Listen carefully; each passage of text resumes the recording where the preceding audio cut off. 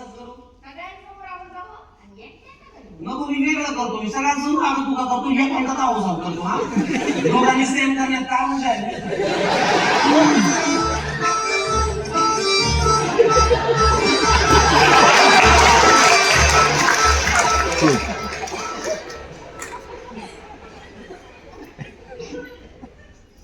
महाराज महाराज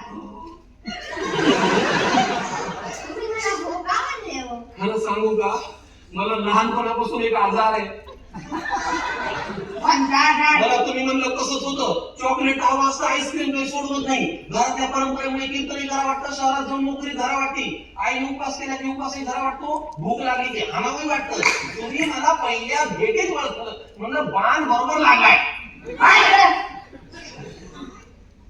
बरं आठवलं आईला नेमका आजार काय आहे?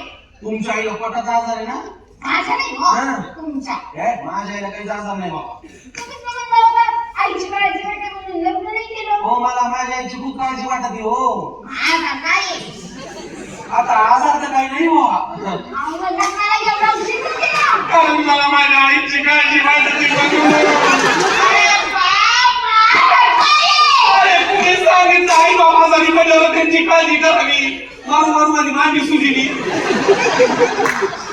आई बाप आजारी नाही पडले तरी आपण काळजी करू शकतो की नाही आणि करतो अडचण काय जाऊ द्या जाऊ तर जाऊ द्या झोपायचं का? हा झोपायचं का? आज झोपावंच लागणार आहे म्हणजे सत्यनारायण परवा आहे